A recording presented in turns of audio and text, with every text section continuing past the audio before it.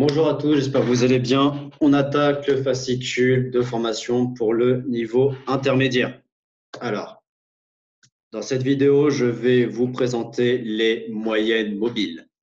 Les moyennes mobiles, c'est simple. Alors, en orange, c'est la moyenne mobile, donc MM200, moyenne mobile 200.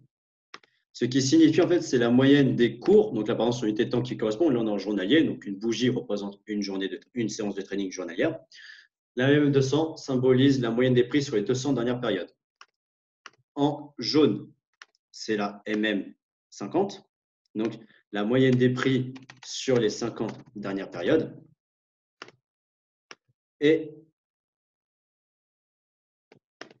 en bleu, la MM20, donc la moyenne des prix sur les 20 dernières périodes. Il y a plein de façons de les utiliser, on va toutes les voir dans ce fascicule de formation dédié au niveau intermédiaire. Alors, déjà, à savoir pour la culture, les moyennes mobiles 20, 50 et 200 ne sont pas utilisés au hasard. Je ne les prends pas au hasard juste parce que ça fait un beau graphique. J'utilise la moyenne 20, la moyenne 50 et la moyenne 200. Pourquoi? Parce que ce sont ce qu'on appelle des moyennes mobiles institutionnelles. Elles sont utilisées par les banques et les fonds d'investissement. C'est-à-dire qu'ils vont les utiliser pour acheter, pour clôturer. Ce sont des repères d'achat, de target et de stop loss. Autant les utiliser aussi. Le principe est de voir la même chose qu'eux, car de toute façon, on ne peut pas battre une banque, pardon. On ne peut pas battre un fonds d'investissement. À moins que vous ayez un portefeuille à 100 milliards, mais bon, ça m'étonnerait. Et même si vous l'avez, eux tous réunis en possèdent beaucoup plus que nous tous réunis.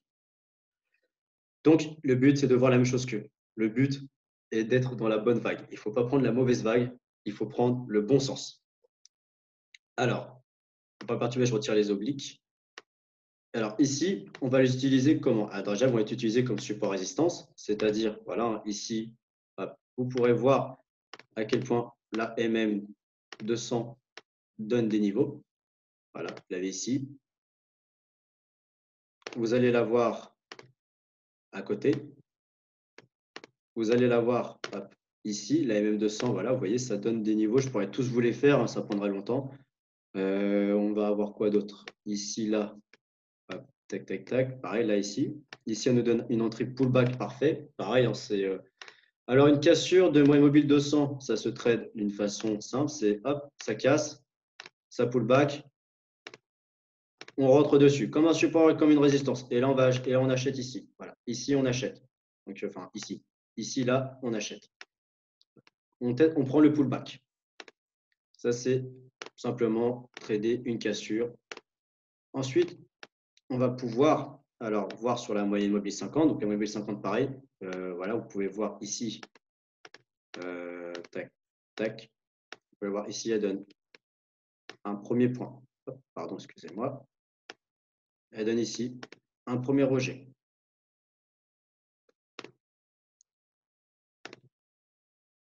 Elle en donne plusieurs juste là.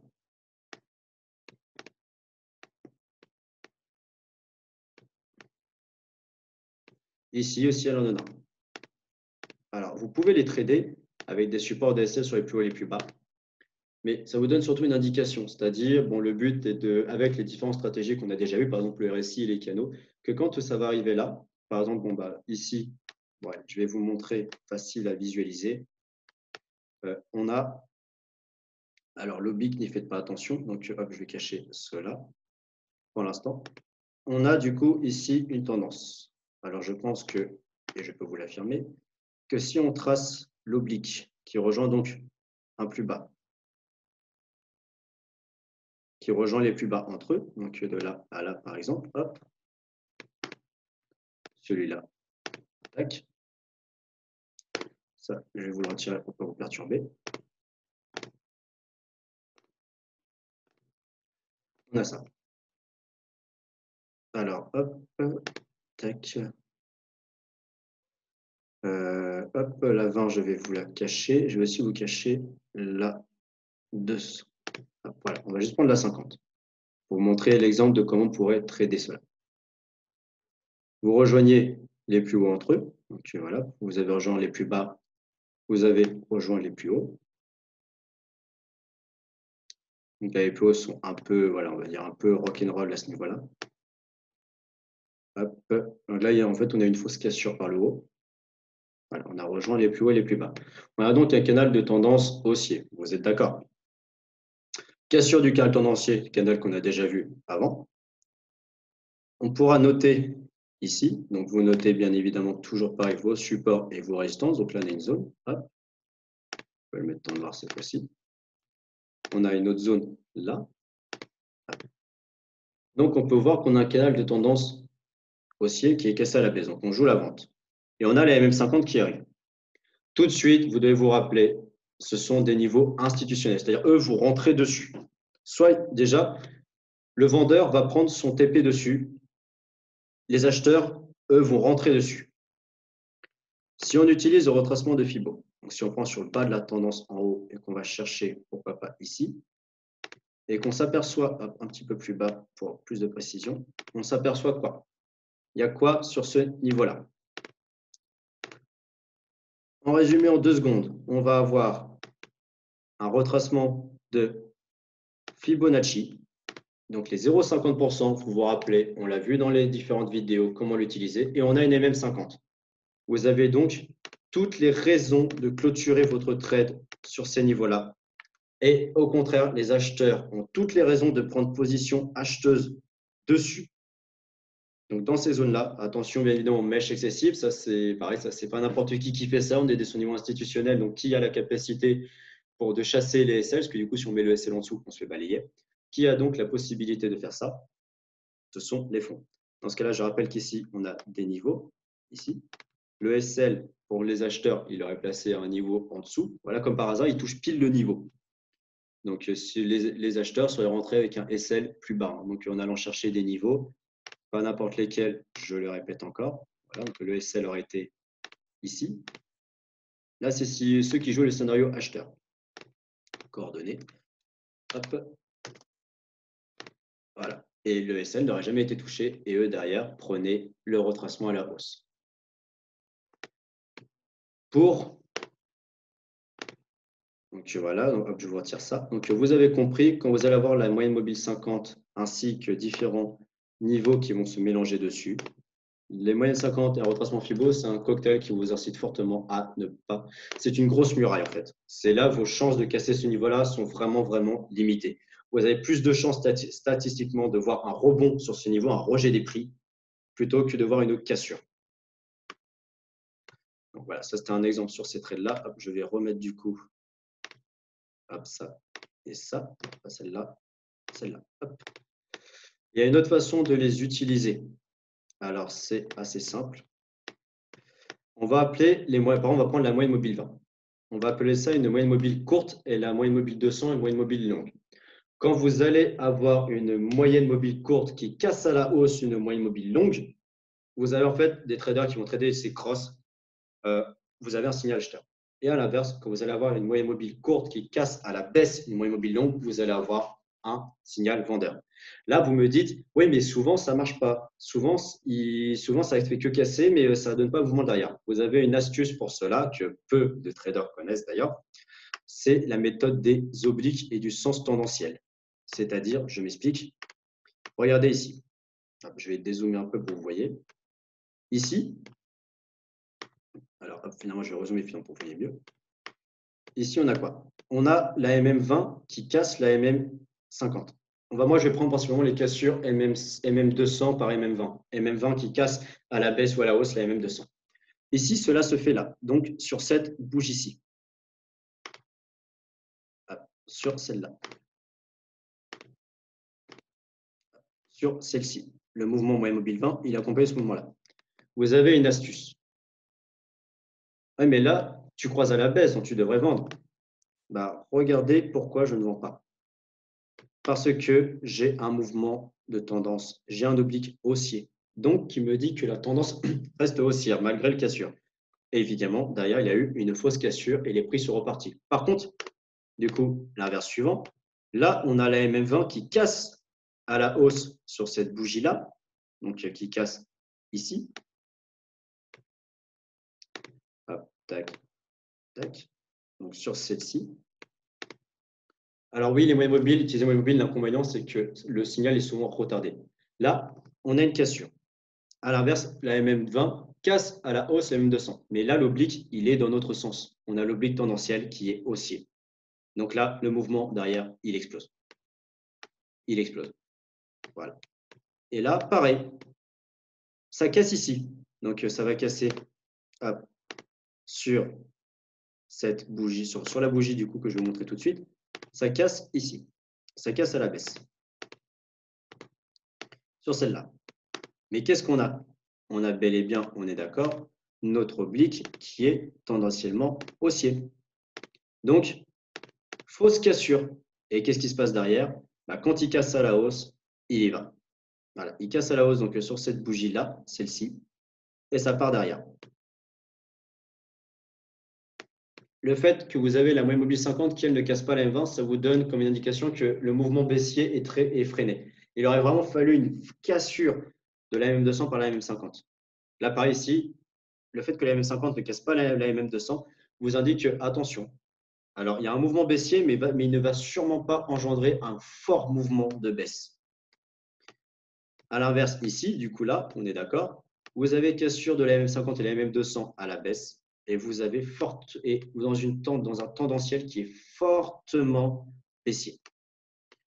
On peut aussi prendre directement la cassure des prix, ça va permettre de gagner du temps, quand les prix sont, la MM200 est cassée par les bougies, et que vous avez clairement un tendanciel qui est baissier. Vous prenez le signal vendeur. Vous prenez votre signal vendeur.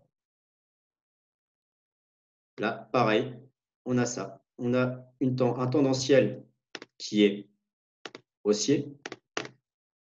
Cassure de la MM50, vous achetez et ça part à la hausse. Tendanciel baissier, cassure de la MM200, cassure de la MM200, pardon, cassure de la MM200 ici aussi, tendanciel baissier, vous vendez. Cassure de la MM200 à la hausse, tendanciel haussier, vous achetez. Et voilà. Et ici, on engendra un pullback, la M50 qui tient. Pullback acheteur. Et pour un peu que vous utilisiez le RSI, vous devrez sûrement pouvoir trouver des niveaux supplémentaires. Bien évidemment, vous avez un RSI en survente sur une MM200. Vous achetez. Vous avez un RSI en surachat sur une MM200 qui sert de résistance. Vous vendez.